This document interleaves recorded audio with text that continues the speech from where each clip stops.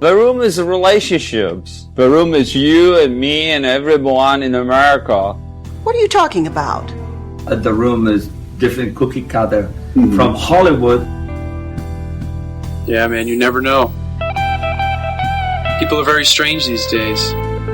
What's going on? Welcome to The Room Minute. The podcast where we get obsessed with the cinematic classic The Room. 1 minute at a time. You have no idea what kind of trouble you're in here, do you? Why are you so hysterical? We always wanted people actually talk about it. I did not hit her. It's not true. It's bullshit. I did not hit her. I did not. Oh, hi, Mark. Oh, hi, Allison. Oh, hi, Rob. Oh, hi, listeners. And oh, hi, Sean. I forgot to say hi to you last minute. Hi, Rob. Oh, hi, Allison. Oh, hi. We're here to talk about minute 71 of The Room, in which Mark doesn't know what XYZ means. And Michelle shows up to class up the joint. Right. But doesn't do a very good job of it. This is probably my least favorite Michelle. We ended last minute, of course, with Lisa getting off of Mark and putting her shirt on as there was knocks at the door. And Mark takes a while to get his shirt on because he can't operate that complex of an object. And I would like to point out at the beginning of this minute, their dialogue is not synced to their mouths. On the set, they apparently did not say, hurry up, I have to open the door, and wait, hang on. Hurry up, I have to open the door. Wait, hang on. I couldn't tell what they said, though, because I couldn't read lips. Well, she says come in Come on in, it's open. before he has his shirt on. Yes. Yeah. So it's like she wants to get caught. Yes. Well, yeah, because she knows it's either Michelle, because she's dropping off stuff, or it's Johnny, which is perfect, because then finally everything gets out in the open and it's over. Lisa wins. Now, if it's someone else, that's going to get weird. Like if it's Denny, he'll be traumatized. Yeah. He's just a child. Isn't he like in college? Yes. The character is supposed to be 18. He loves pillow fights, so he's innocent. Yeah. Think of him like a child, but yeah, he's in college. Yes. In many ways, he's like a boy. Now, we haven't seen Michelle in 25 minutes. Yeah, she was last seen in minute 46. Welcome back. Yeah. She doesn't seem that surprised that Mark is there with no shirt on. Yeah, what the heck? I mean, she does know that Lisa's cheating on Johnny. Mm-hmm. She knows it's with Mark. But you still think he'd be a little taken aback by seeing it. Yeah. It does seem like Lisa is trying to get caught. That's her passive-aggressive way of trying to break up with Johnny. Yeah. Before she has to kill him. Yeah. Mm. Or before Denny kills them both. Mm-hmm. Michelle brought the stuff, so... But Lisa's mom would prefer for Lisa to get married without a prenup and then divorce him. And then be like, oh, by the way. Mm-hmm, mm-hmm. Lisa doesn't listen to her mother, though. She wants to be her own person. She's more like her father. Probably, yeah. Than her mother. Probably. I don't think we ever hear anything about her father. No, I think even the person that Claudette talks about divorcing is a different husband. Oh, I heard Edward is talking about me. He is a hateful man. Oh, I'm so glad I divorced him. I think they mention a father in one line. I didn't even want to marry your father. But they don't say anything about him. I don't remember. Mark does eventually get his shirt on. You know, didn't need to leave you hanging, audience. Mm-hmm. He does manage. Michelle brought the stuff. Hi. I brought the stuff. I knew I could count on you. We don't know what the stuff is yet. Last minute, Mark brought some stuff because the party is probably tonight. It has to be tonight if it's a surprise party. And then she says XYZ zipper, which does she say that just to get to the Z? Because zipper starts with Z. Do you not know what XYZ means? No. Oh, wait, what? Huh. Interesting. When did kids stop saying that? Well, when did Allison... I was born in 93, so... When did Allison stop being a kid? Well, and... I know... 8 years ago. Yeah, I mean, I knew what XYZ meant. I was just thinking, I haven't heard that since, or I haven't, seen someone actually use that in context since grade school. Well, I guess, and it makes sense. Mark, though Greg Sestero was born in 78, Mark is supposed to be younger. Mm-hmm. He's supposed to be in his early 20s. Well, I guess he would be in his early 20s. I can't do math. I forgot. This film is from 2004. So 2003. Then he should know what that means. That doesn't make sense to me. Maybe he just forgot he was just in the process. I don't think I can handle this movie anymore. It's just too weird. Wait, so what does XYZ mean? It literally means examine X your zipper. You say it to people when their pants are unzipped. Yeah. Oh, I've never heard that. That was it. Huh. I've heard your fly is down. Yeah, it's the same idea. Well, I thought that she was saying it to get to Z, and then I was saying that reminds me of the Kourtney Kardashian video that's going around on TikTok, where she's like, A, B, C, D, E, F, G, gotta go. That's it? Yeah, she's like, oh my god, A, B, C, D, E, F, G. And he's like, what does that mean? She's like, A, B, C, D, E, F, G, gotta go. A, B, C, D, E, F, G. I have to go. What the heck does A, B, C, D, E, F, G mean? It's just a phrase I like to use. That means Is that a real phrase? the conversation is over. You've said this before. You've never heard that phrase? No? Have you? Yes, that means the convo is done. If you say A, B, C, D, E, F, G. Yeah. G, goodbye. And then right after she says XYZ. Hi, Mark. XYZ. What are you talking about? Examine your zipper. Zipper. He says gotta go. I gotta go. And I was like, huh. I don't know. I thought that was funny. So you think, which Kardashian was this? Kourtney. Kourtney Kardashian was referencing The Room? No, maybe. Who knows? I don't know. It's possible. Yeah, I guess, yeah. Michelle says examine your zipper because while in all of his struggle to get his shirt on, he never zipped his pants back up. And we get a lot of awkward close-up shots on people smiling weirdly at each other. Lisa laughs because that's hilarious to find that you're... what's the male version of a mistress? Whatever Mark is. I guess it's just her Mark A man. has been caught with his zipper down. Her boy toy. Yeah, her boy toy has been caught with his zipper down and his shirt off. That's hilarious. So funny. Well, yeah, it purposeful. I don't know. I mean, I can't guarantee that she has noticed that the pants are still undone, but she certainly knows. She looks right at him. The shirt is not on when she says, come on in.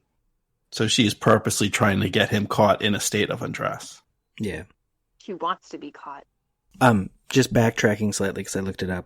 Claudette only mentions Lisa's father in saying, I haven't been happy since I married my first husband. I didn't even want to marry your father. You expect to be happy. I haven't been happy since I married my first husband. I didn't even want to marry your father. We don't know much about him, but yeah, maybe Lisa takes after him. Maybe he was always trying to get Claudette caught with her shirt off and her pants unzipped. I don't know. You never told me that. Doesn't she say something next minute? She says, you're like your father because Lisa's so like aggressive, or I may be thinking of a different movie. And we'll see. We'll see on Friday. She says she sounds like her mother. Lisa, you're sounding just like your mother. You're being so manipulative. Oh, does she say mother? Yeah. Yeah, she says I mother. thought she said father. Okay. I clearly need to go back to therapy. Which, everything we've heard from Claudette, yeah, she's manipulative and pushy and has had lots of men, so Lisa does sound like her. You guys are too much. Michelle says, you guys are too much, which, perfect response to people that are cheating on others. Want to normalize that as much as possible. Oh my god, you guys are like too much. Yeah. Well, I could see if they were like college students fooling around, but they are. Yeah, but they're engaged, like Lisa and Johnny. Yeah. Like they've got I don't know if they've set a date yet, but they're planning to get married. Yes, they are getting married within a month. So that warrants a little more reaction than you guys are too much. Yeah. But maybe she's just, I don't know what her initial reaction is. Obviously, she knows there's something, Yeah, she was told earlier. Yeah. She's not shocked. So maybe her initial reaction was OMG. And now she's just like, do what you're going to do. I just don't want to see it anymore. Yeah. And at some point while we're looking at Michelle here, Mark must have zipped up because when we see him again, it's all done. Michelle asks what she can do to help. So, what can I do to help? Which I'm pretty sure Mark interprets as her offering a threesome. And I think she thinks that's how he interpreted it, because then they laugh and smile again. But none of these people are communicating like real people, so I'm not sure. There is a lot of smiling and laughing going on this minute. Yes. It's all very politely awkward. It's practically Oscar Wilde. comedy of manners all of a sudden. And then Mark, says, I gotta go. I gotta go. He walks past Michelle and heads for the door. Yeah. It's like, I only brought one dress, so now that there's two women here, I can't handle the situation. He has to go buy a second dress, yeah. I gotta go buy a second dress. Because this film takes place in a matriarchal society where if a man wishes to address a woman, he has to bring an offering of a dress. Is that why Johnny wears his hair the way he does? Is so he can be powerful even as a man? Yes. He's got to wear it down. Because it's not very banker-like in, our reality. But in a matriarchal reality, that would make sense. Maybe that's why he didn't get the promotion. Yeah, they gave it to some woman, obviously. I wasn't thinking that, but yes. Yes, because they gave it to some woman. Michelle and Lisa drop on the couch, laughing, of course.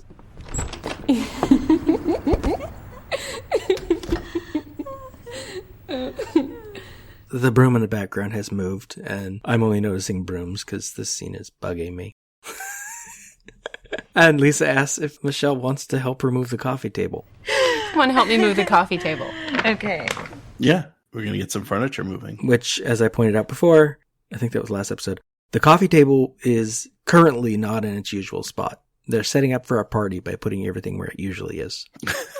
I don't know what was going on before. Maybe she just moved everything out of the way to, clean the floor. She was sweeping. And we smash cut to, 2 seconds later for the close shot of Lisa for that line. It's such a weird edit. Because they're sitting there laughing, and then it cuts to her. Is Lisa a witch? And she has enchanted the chair. It explains the broom moving on its own. Well, because the chair has moved. That it's not just the broom, but the chair that the broom is leaning on. So I'm wondering, has the chair done some sweeping on its own? Because it's like, all right, she's hanging out with her friends. I'm just going to pick up this broom, and someone's got to get ready for this party. While they were talking about Mark's zipper, the chair was sweeping. That makes sense. Yeah. And it means there's no continuity problem. We just couldn't see it because the camera was pointed in the wrong place. Exactly. Yeah, it's not a problem at all. Speaking of continuity, we do get a really good sound effect here because we hear Michelle set her bag down. We don't get to see it, but we do hear her set it down. Yes. And then next we see it, it's on the floor. So someone is being somewhat consistent, or they're just recording crappy audio on set and she set the bag down. Lisa gets up to move the table, and Michelle takes some time, takes the purse off of her shoulder, to get up there and help. Then I put in my notes that this is probably Michelle's worst line delivery of the film when she says, "What was he doing here?" What was he doing here? Because she knows. She knows why Mark's there. She knows what was going on. She literally just walked in on them about to, she's playing stupid badly. Maybe she's turning a blind eye. Well, I think maybe it's just that Michelle, the character, or Robin, the actress, is bad at playing stupid or playing stupid. Like Michelle is pretending like she doesn't know what's going on, even though she obviously does. Mm-hmm. And it doesn't play well. Or maybe she's like, oh, that makes sense. I take my shirt off when I drop things off, too. Well, yeah. And then Lisa tells her that he just brought some takeout. Like, okay, where's the takeout containers? Because the bag he brought has, we'll see in a couple of minutes, literal inventory of what's in the bag. There's like a bag of chips and a thing of bread. It's not takeout. Bag of chips, which we did not see anything in his hand. We did not see him put a bag down. His hand was out of frame, so I assume he did have the bag when he got there when they were filming. They just never showed us. They never established that it was there. And in the script, I think it's the real one too. There's a line about him dropping off food. Like he did come to bring stuff for the party. So they walk over toward the coffee table and the minute ends. And like that, it's over. Yeah, now, there's some interesting stuff here in the... Notes from a midnight screening. People, of course, get upset. And they're like, how long does it take you to get your shirt on? But then when Michelle enters, because as I pointed out, we hadn't seen her in 25 minutes, someone screamed out, who the fuck are you? Because, yeah, it's been a while. Everyone says examine your zipper, along with Michelle. And because the movie has not told us that Mark came to drop off food, the audience screams, you just got here, when he says he gotta go. Because he's been here for, a minute and a half at this point? And so it's a little quick. Mm-hmm. Although people do that a lot in this movie. They show up, say a couple lines, and leave. Because the movie sort of operates like a bad play. in that way. It's like you only want people on stage if they have something to do. So get them out of the way. And I think that's all I have for minute 71. Magic brooms, moving chairs. And we've learned that a new generation doesn't know what XYZ means. It's not just Mark. Yeah, there you go. Maybe I'm the only one who doesn't know what it means. Anything else for minute 71? I think that's it. That's all I got. One more time, Sean. Where can the listeners hear you? You can hear me at Spinal Tap Minute. You can hear me at Groundhog Minute, covering the movie Groundhog Day. And my current podcast is The Next Scene at nextscenepod.com. So it's nothing wrong when people make fun of the project, in this case, The Room. The Room Minute is a production of Lemming Drops Studio. You can find more content at lemmingdrops.com. Follow The Room Minute on all the obvious social media. If you've got any stupid comments after the show, You can leave them in your pocket on Facebook.